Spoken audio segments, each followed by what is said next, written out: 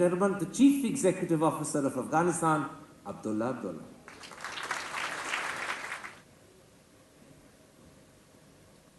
Bismillah ar-Rahman ar-Rahim. Distinguished ladies and gentlemen, Karen, thank you. There was a lot in that conversation that you didn't speak about it today, which I'm happy. I'm not complaining. It's a distinguished honor to be invited in India Today Conclave. Having looked at the programs and sessions today and tomorrow where diverse topics have been discussed and important issues related to the lives of the people have been discussed, I'm honored to be here. This is my second time in the India Today Conclave. First one was in 2005. I accompanied President Karzai, former President Karzai.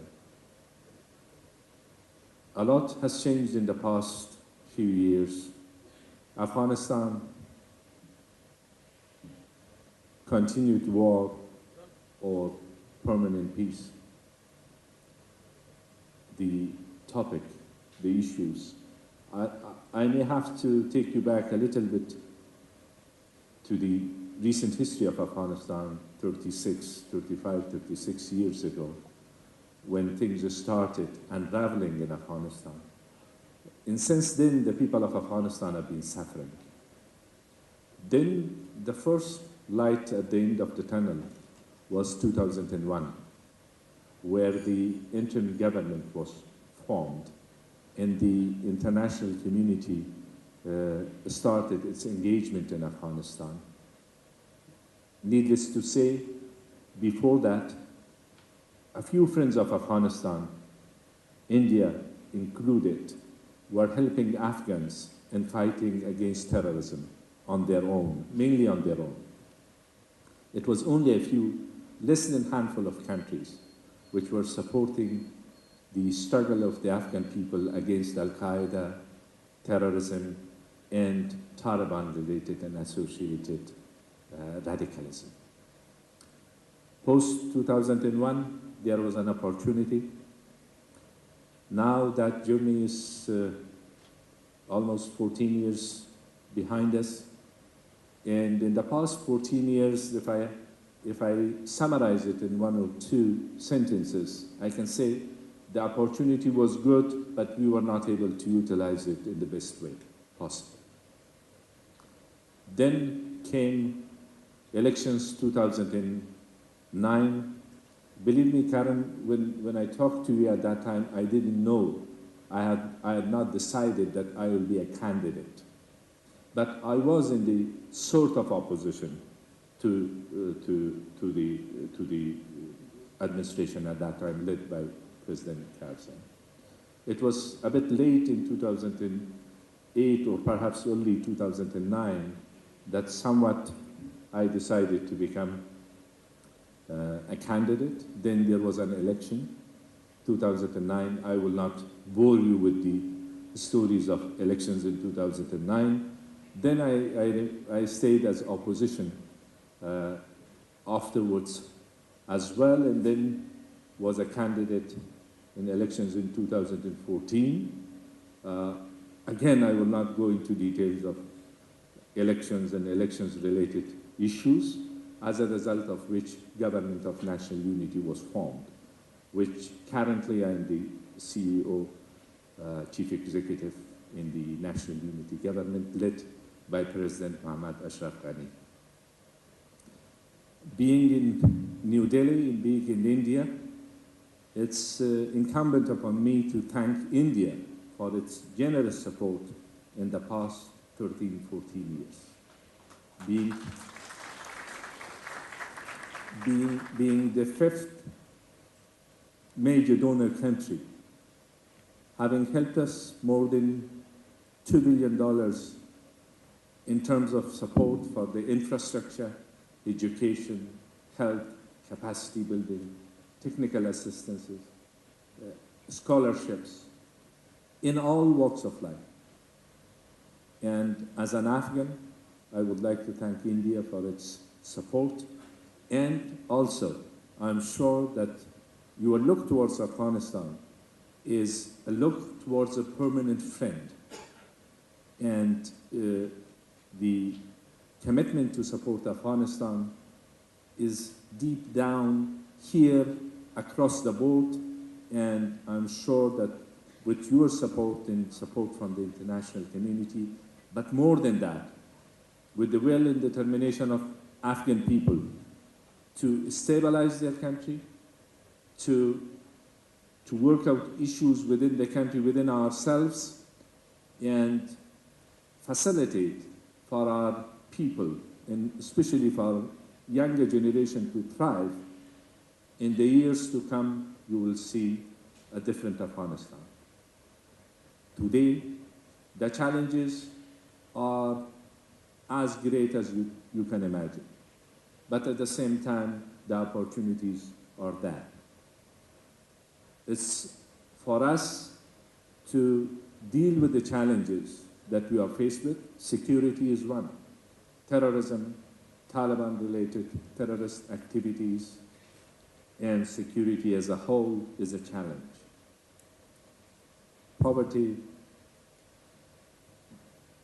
certain corruption, absence of rule of law, all are the challenges that there have been continued efforts in order to deal with them, but still we are not there. The National Unity Government was formed 6 months ago, and hopefully in the coming few days and weeks, the list of the cabinet will be completed, and the government will start delivering to the people, the people which are hopeful, the people which are supportive of the National Unity Government. As you understand, in the elections, what happened? All those who had voted for both candidates. They are now behind the unity government. But we have a major responsibility and major task ahead of us, and we can only shoulder it with the support of our people and with the support of our partners. And Afghanistan, which a situation was imposed upon it in the past 3.5 decades, can turn into an opportunity for not just for its own people, but for the peoples of our region, South Central Asia, as a land bridge connecting two important parts of the country, parts of the region in this part of the world.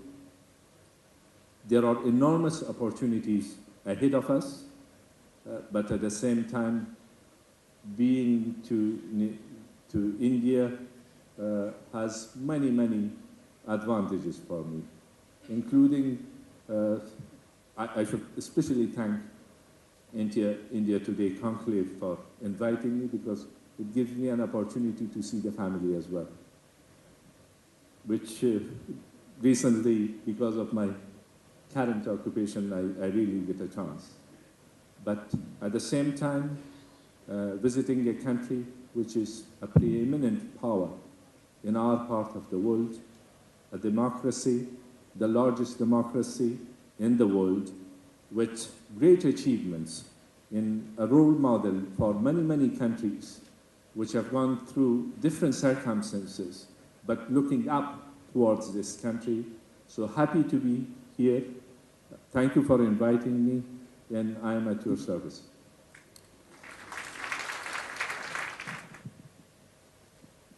Dr. Abdullah, let's start with yourself. You're Chief Executive Officer of Afghanistan. Usually, companies have Chief Executive Officers. What is a Chief Executive Officer of a country? What does it mean?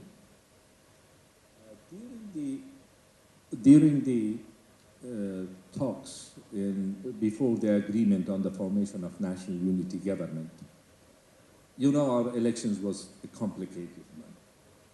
And then we decided, both of us, Dr. Mohammad Ashraf Ghani, currently the president of Afghanistan, and myself, both of us were two lead candidates in the first round and also in the second round, to form the national unity government. There wasn't a precedence of chief executive role in our system, and it was not envisaged in our constitution. So it is like the role of a prime minister, but what is anticipated in 2 years' time after the parliamentary elections and district council elections to have a grand assembly and then the constitutional doerja, to amend the constitution to enshrine the post of executive prime minister constitutionally. Now it is based on an agreement. So it's like a prime minister, but not exactly.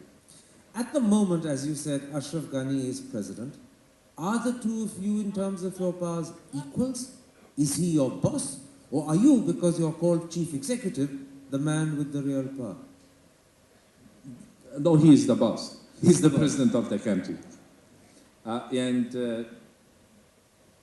in Farsi, we have a very, very, very nice expression. Since we have quite a few distinguished Afghan colleagues of us here, two kings cannot get into one territory. So he's the president of the country, and I am the chief executive, and the role of chief executive is defined in that agreement. I'm interested in the nature of the division of powers, the nature of this role, because it intrigues me. It's no secret, and you alluded to it a moment ago, that Ashraf Ghani and you fought a bitter, you called it complicated, it was a bitter, hotly contested election. Your supporters, when the results came out, said it was a coup. Today, have you miraculously become friends, or is this an arrangement of convenience? Yeah. Unlike myself, that I have a few words in English that I can express myself, you have a variety of way of describing it. Now you're suddenly coming up with a wonderful excuse. I said that you were very clever with your words, and this is proof of it, isn't it? No, it was important for the country that we join hands. It was very important for the country. And now we are working together in the business of governance.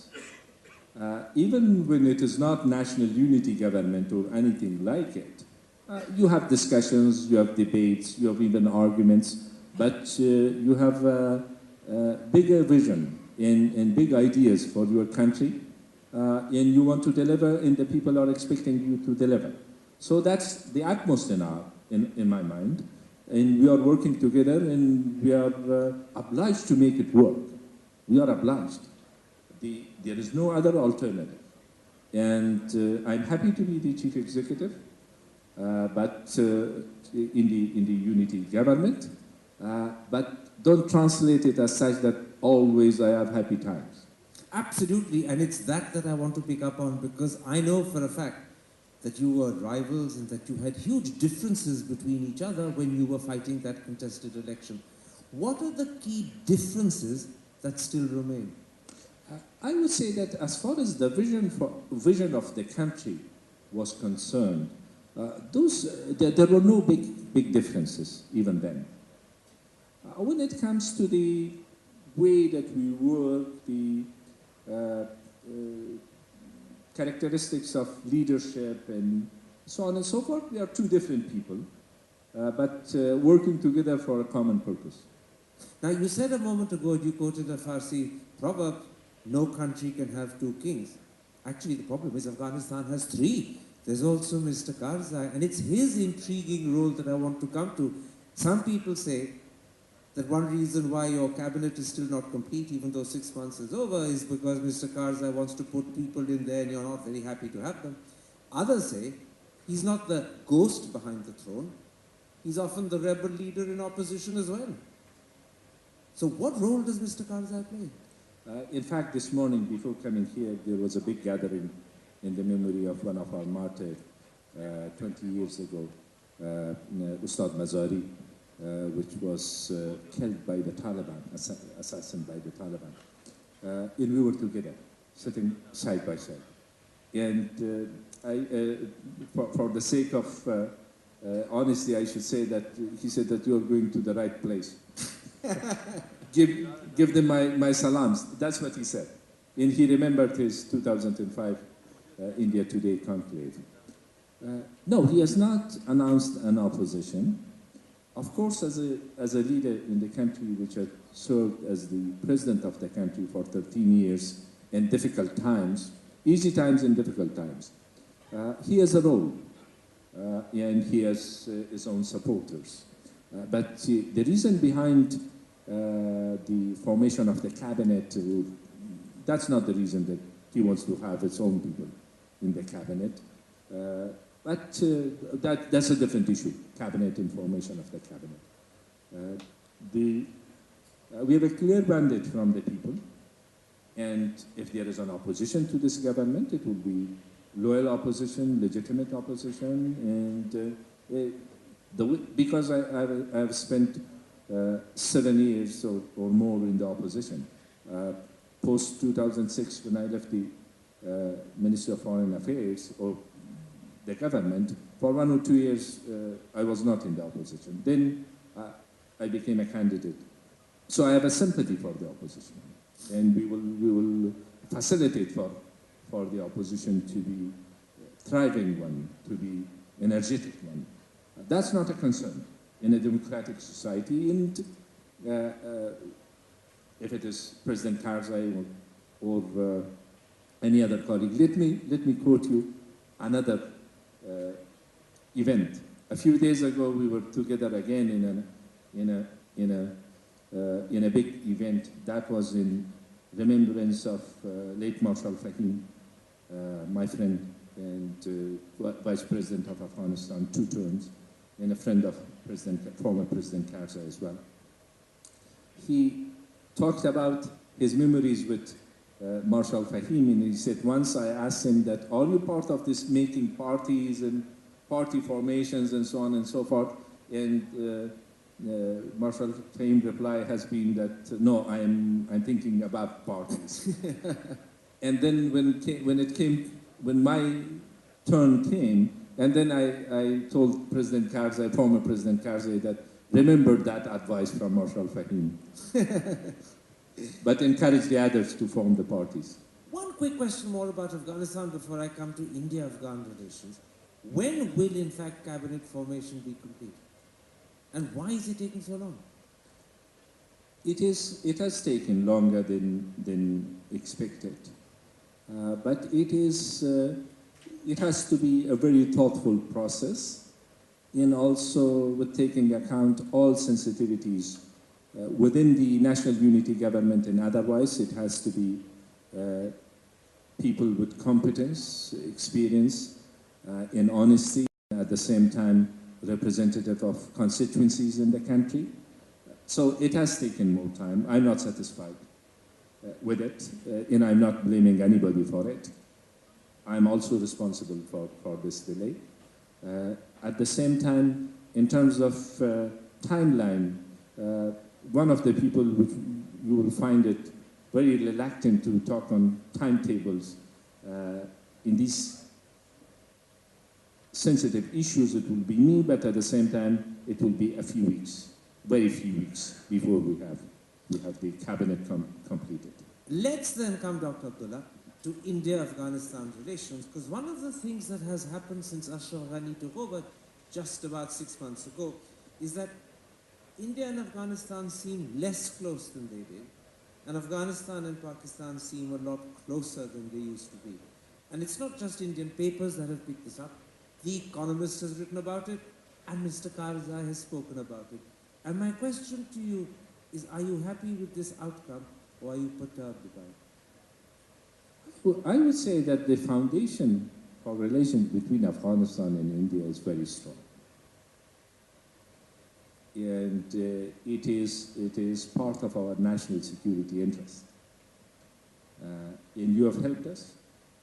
And your aim in Afghanistan is to see a functioning government chosen by its own people, elected by its own people, a stable Afghanistan which is not a hub for terrorists, in Afghanistan which can facilitate prosperity in the region, if I may sum up the goals of India in Afghanistan. And these are very much in line with what we are trying to achieve in our country. So the foundations are very strong. Don't ever judge that strong foundation of friendship and partnership between Afghanistan and India based on a few things which is happening elsewhere, regardless of the countries around us.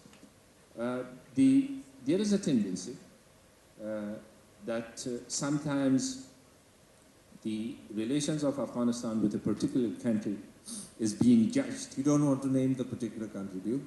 I can. And Go I ahead. won't.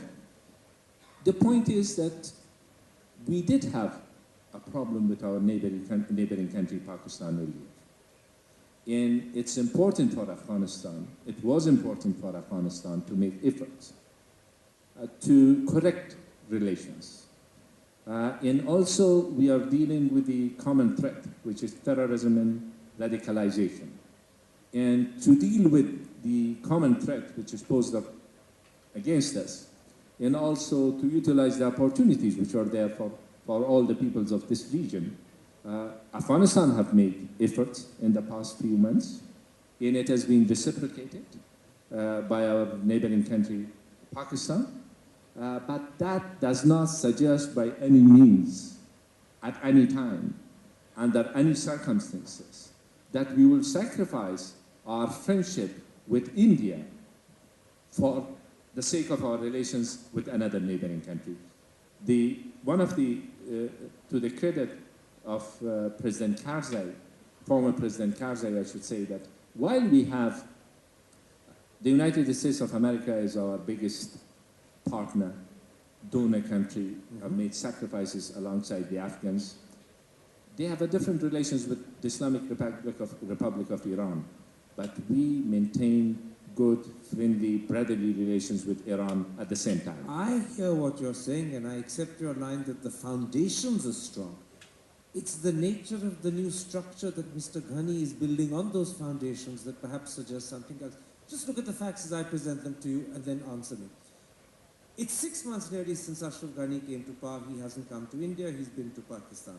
When he went to Pakistan, he broke with protocol, he drove to army headquarters to meet General Raheel Sharif.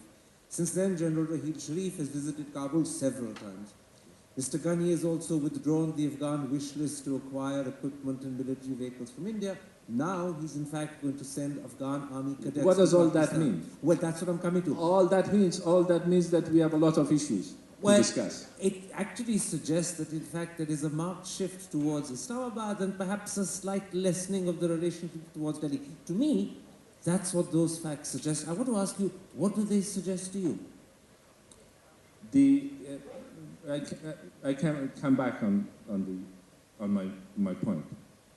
It suggests that there were a lot of challenges in our relations between Afghanistan and Pakistan earlier, and that recognition in Afghanistan was there earlier as well, and the opportunity was not there. When that opportunity was embraced by Pakistan, we welcomed it. Again, I repeat my point that let's assume another situation. That's what we expect from our relations with Pakistan. That together we will be able to deal with issues of terrorism. And Taliban terrorist groups do not receive support from Pakistan. And as a result, Afghanistan moves towards stabilization and normalization of the situation. Isn't this in the interest of India? Or isn't this in the interest of our relations with India? It's in the interest of the whole region. Without doubt. I accept and hear and believe what I'm hearing from you. The problem is, Mr. Karzai doesn't agree. Just 4 days ago, in an interview to The Guardian on the 9th of March, Mr. Karzai said that Ashraf Ghani has made unthinkable concessions to Pakistan. He said Afghanistan was in danger of coming under Pakistan's thumb. Afghanistan will not be in danger of coming under any country's thumb. In terms of views of former President Karzai, I respect his views. It's not the only thing that we have difference of opinions. On the basics of it, on the foundations of it, he's talking about national interest, and we are talking about national interest. Whether these efforts of the Afghan government means a shift in policy and changing the foundations of relations with other countries, that I don't agree. Nothing has happened. No compromise has ever been made on the national interests of Afghanistan, so the people of Afghanistan will start getting concerned, and it will not happen that way. But you know, if it is cooperation, if it is working together in dealing with terrorism, everybody will benefit from it. Except once again, I have to quote President Karzai, former President Karzai, because he thinks some compromises have been made. He said, and I'm quoting him, this is the interview to The Guardian on the 9th, "We should not send troops for training in any neighboring country when they are sending us suicide bombers in return." I have read those statements, and I mentioned my views about it. The efforts of us are aimed at no country sending suicidal people to our country. Isn't this a noble cause, regardless of countries or names or so on and so forth? So we consider it in our national interest to make efforts that Afghanistan is safe, secure, and from security and stability of Afghanistan, once again I repeat, all the countries surrounding us in the neighborhood and in the region will benefit. One more question about this before I change subjects. Your former colleague, the former foreign minister, Rangin Spanta, this time talking to The Economist about the special visit that Ashraf Ghani made when he broke protocol and drove to army headquarters in Rawalpindi to meet Rahil Sharif. This is what Rangin Spanta said to The Economist. Nothing he has done has caused more dishonor to Afghanistan. Dr. Spanta has looked at it purely from the protocol point of view. And relations between countries are more than protocol. So it has some validity if you look at it only from the protocol point of view, and if you're looking at it from the serious business that we are having and serious issues that we are having with our neighboring countries, then you might have a different judgment on that. When you say it has some validity from the protocol point of view, do you have some reservations about that drive to Rawalpindi? No, I said that Dr. Spanta's focus has been mainly on protocol. That's what I meant.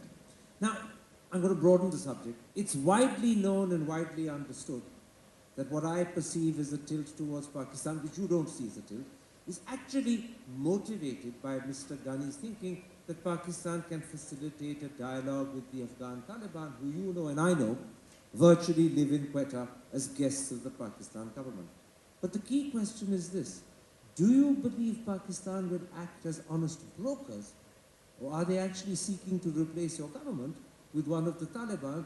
Because remember, they were the backers and supporters of the Taliban in the early 90s, and they believe their interests might be best represented if the Taliban get back to power. So are they honest brokers, or are they seeking to supplant and replace you?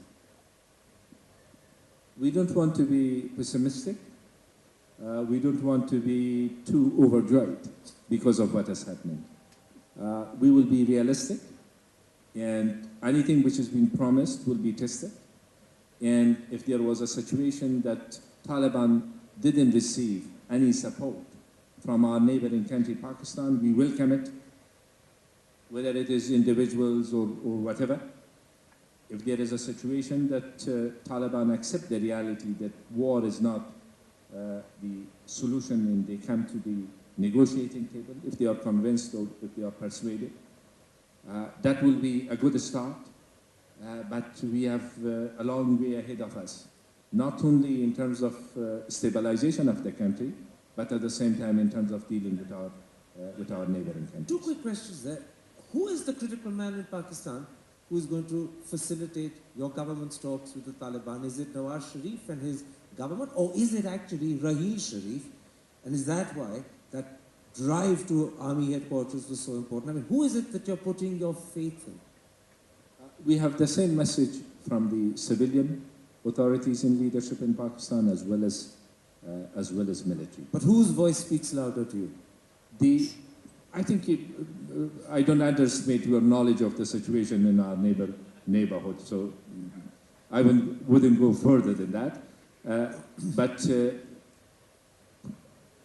Prime Minister Nawaz Sharif, before his elections and also after, reiterated time and again his commitment to help and cooperate with Afghanistan in dealing with the menace, which is not just projected towards Afghanistan, but towards Afghanistan and Pakistan both. And what exactly is it that the civilian government and the army in Pakistan have promised to do? Ahmed Rashid, writing recently for the BBC, has said that he believes that they have promised in December that they will actually facilitate talks. But 3 months have passed and those talks still haven't started. So have they actually promised to facilitate talks with the Quetta Shura, with Mullah Umar or something like that? And have they given a date by when it will happen? Or is this all still hanging in the air? When General Raheel Sharif came to Kabul, he announced that the enemy of Afghanistan is the enemy of Pakistan. We welcome that statement. And again, the government of Pakistan have expressed its willingness to be cooperative and helpful in that regard. Date, when it will happen, how it will happen, under what sort of circumstances and where, remains to be seen. What is it that you hope will emerge as a result of talks with the Taliban when they happen?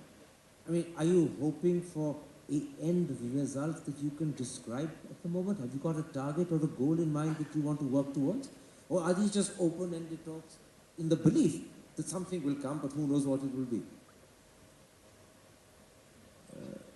Afghanistan has been ready in the past 13 years to talk. And ideal situation will be that the link with the terrorist organizations, giving up violence and start talks unconditionally. That will be preferable, or I can say ideal situation. Let's assume this happens in a few days' time or in a few weeks' time. Would that mean the end of war immediately in Afghanistan? I would say no. That could be a start of a process, a painstaking process, a long-term one, and then the aim would be to have no war in the country, no fighting in the country. They can maintain their ideas. No wonder how strange those ideas are. They can fight for it politically. So I'm looking at it down the road.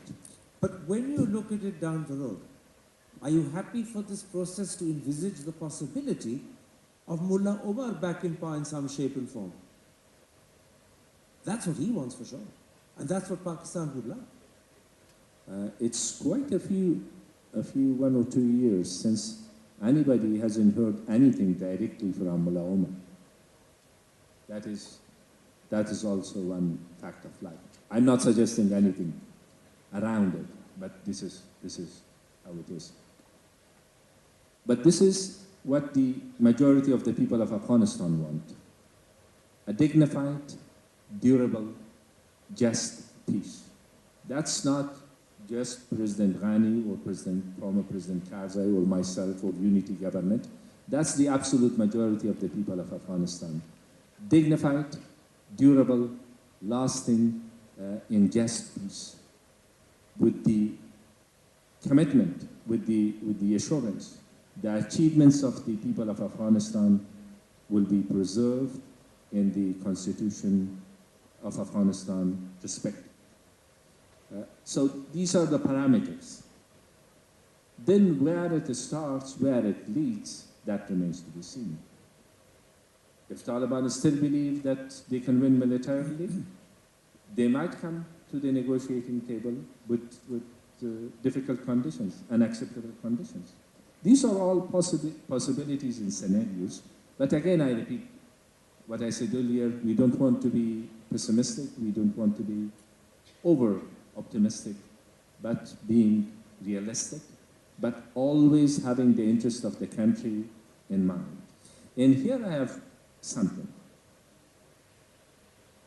I wouldn't give the credit to anybody to claim that that he has his credentials of adherence to the national interest is more than the others. Not talking about myself, but at least a little bit. Since '85, very young, no player. Remember your own time in 1985. I have fought against the occupation of Afghanistan as a medical doctor during the resistance, and I have been in the country throughout my life, narrowly escaped several times because the country needed the service of its children. And what we are after is the interest of the country, not the interest of another country in Afghanistan, but perhaps the common interest of all of us in this endeavor. I hear and I note the importance of optimism when you're an Afghan, and I think that is the note that is a very important one. But the world outside is actually increasingly pessimistic, and they're pessimistic because they say to themselves, American troop numbers are down to probably under 10,000 at the moment. In about a year and a half, they may be down to negligible proportions, and they worry about the future of your country. Do you share that concern that the outside world has, that Afghanistan seems to be poised on the brink of a precipice and no one knows whether you're going to fall in or not? I would say that when I mentioned at the beginning that we have big challenges and there are also opportunities, we as a nation, we have to shoulder responsibilities. We as leaders, we have to shoulder our own responsibilities. We didn't expect the international troops to stay in Afghanistan forever. They were there, they made a lot of contributions, a lot of sacrifices, together with the Afghans. Then time came, the security transition and political transition both happened at the same time. Security transition was Afghan National Security Forces shouldering the responsibility of the security in defense of the country, and political transition was the elections.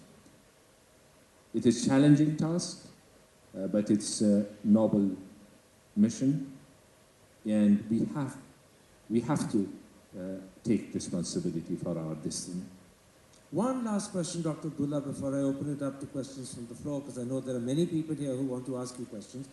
How do you view the 9-month-old Modi government? Your country had very close relationships for the last 10 years with Dr. Manmohan Singh and the Congress regime. You got to know them, you got to understand them. Mr. Modi and his government is relatively newer. How do you view them? Prime Minister Modi's government has brought new hopes for India, not only for India, but for all of us. I had the honor to have a private meeting with Prime Minister Modi a few weeks ago when I was on a private trip to New Delhi. And my first concern is Afghanistan, yes. And he assured us that he is as committed as we can expect to supporting stability in Afghanistan and development in Afghanistan, and to be a partner and friend with Afghanistan, which we will commit. But at the same time, hundreds of millions of people have voted for this government, and this government has a very strong mandate and has a great opportunity ahead of it to take India beyond where it is, which of course is not to underestimate achievements of the previous governments, but really a unique opportunity for India to thrive. Dr. Dura, let's take at this point some questions from the audience. Ladies and gentlemen, if you put up your hands, I will definitely come to you. Yes, General Mehta. General Mehta. Thank you, Your Excellency, for that very succinct presentation. The question is that you talked about the assistance from Pakistan and improved relations between Pakistan and Afghanistan. So questions are that, is there any visible, measurable index? In other words, have suicide bombings in Kabul reduced in numbers? What about the Haqqanis? Are they included? Because the gentleman you are talking with in Islamabad control not just the Afghan Taliban, but the Haqqanis. And could you also mention, indicate what role is China playing? Because I believe President Ashraf Ghani, the first country he visited was China. And the Chinese and the Pakistanis are allies as tall as the Karakoram and as deep as the Indian Ocean. So what role are the Chinese playing in this reconciliation process, and how hopeful are you that this will work? Do we have less suicidal attacks in Kabul? Perhaps in the past few weeks, yes, but throughout the country, no. The fighting is going on currently in Helmand province as well as in other parts of the country. So the activities of Taliban have not decreased. That's the reality on the ground. And then when it comes to our relations with People's Republic of China, in fact, it was former President Karzai which took the initiative a few years ago. It made quite efforts in order to facilitate relations between both countries and take it to further extents. And then the National Unity Government continued. And the philosophy behind having China involved in the overall context was we have good relations, friendly relations with China as a neighboring country, to use their influence and their power of persuasion in order to deal with the issue of terrorism, which they themselves are also being affected in parts of their own country. And that threat to China is a growing threat. So we found a convergence of interest in that the initiative that started a few years ago, and it continued. We do have a picture of relations between different countries, how deep, how stable relations between different countries are. And this could be an opportunity. The Chinese involvement in they have had 1 or 2 or 3 rounds of talks with the Taliban in different places in the past few months. And they had asked Taliban to start talks with the Afghan government. That's a good message delivered. The rest of it, we will have to see what is the impact of those efforts on the ground in terms of terrorism-related activities.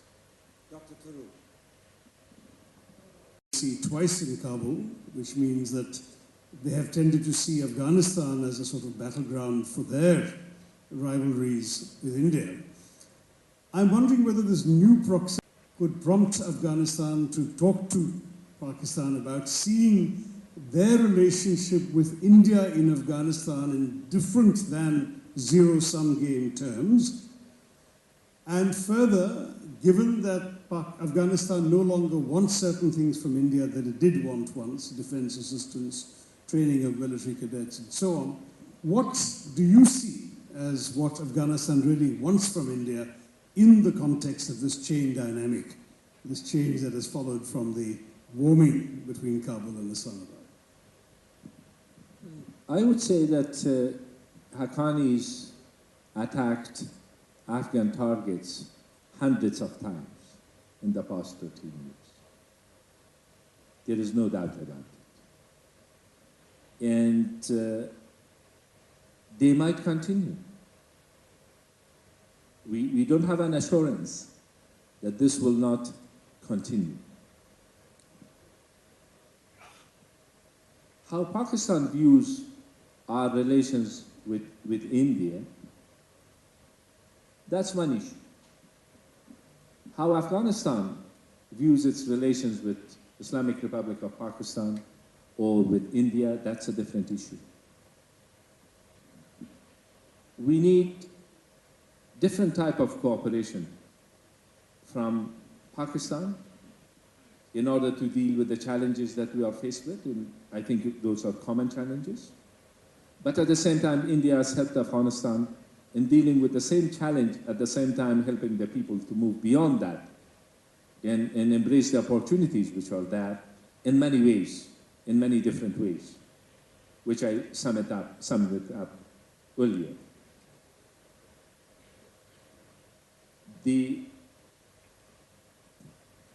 Had I been somewhere else, I would have expected that Afghanistan's relations will be seen in the context of Afghanistan relations with another country in a holistic manner. But being here in India, I'm sure that you're looking towards Afghanistan on its own merit. As a country in this region, which has suffered for many years because of a situation which was imposed upon it, and not only from that aspect of it, the negative things which have been happening there, but at the same time, for India to achieve what it aims in the region and beyond as a preeminent regional power, but certainly a global power, emerging global power, Afghanistan is an opportunity. In the same way, Afghanistan could be an opportunity for Pakistan as well. If there are things which is helping Afghanistan towards stabilization, I think that will help all of us in many ways. We have time, I'm afraid, for just one last question, Mr. Siddiqui.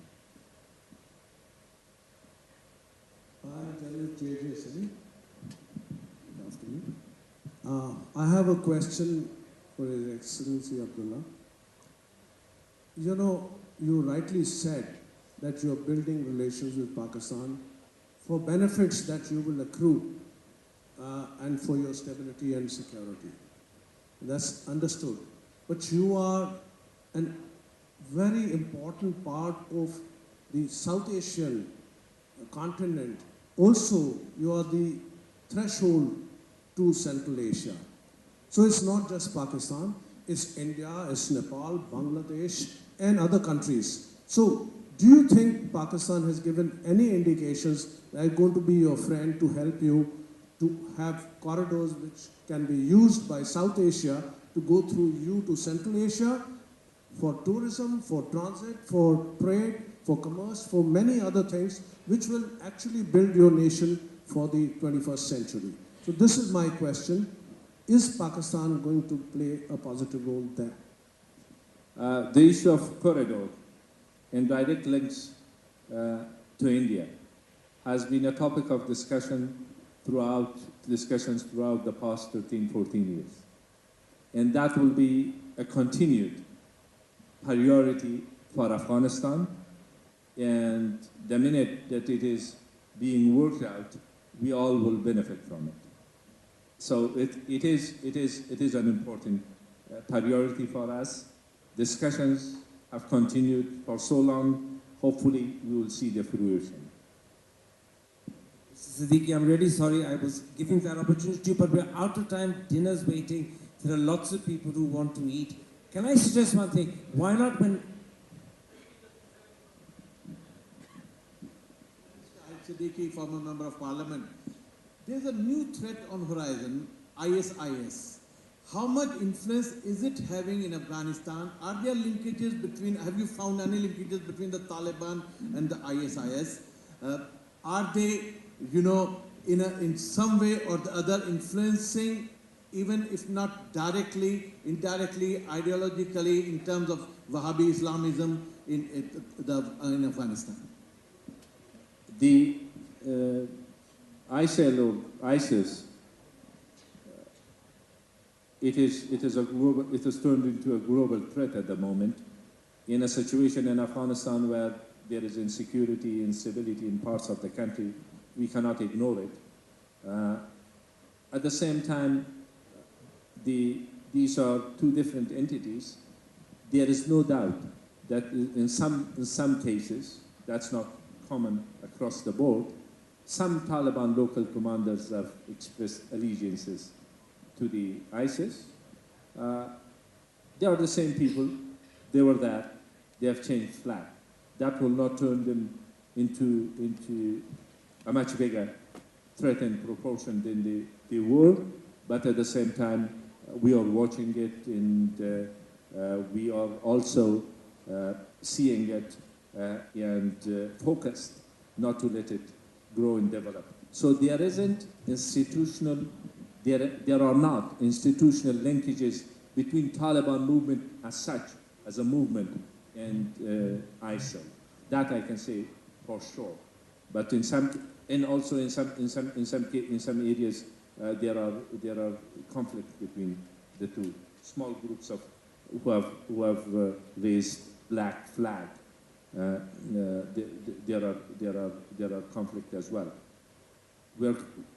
We do have concerns about it, but it's in a larger scale, in a different context, it's much bigger concern than it would be an immediate concern for us.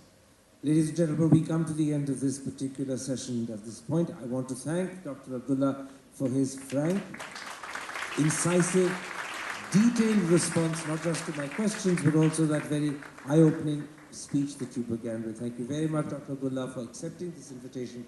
It's been a pleasure to have you at the conference. Thank you, Karim. Thank you. Talk about the president of the country, I will not share it with you, okay? Next time when I talk to because the president in a few years' time, you will come and say that you had said these things. No, Dr. Abdullah, next time when I talk to the president of your country, I hope I'll be talking to you. May I please call upon stage Mr. Arun Puri, Chairman and Editor-in-Chief, the India Today Group, to come up and present a small token of our appreciation to Dr. Abdullah. Ladies and gentlemen, can we please have a round of applause?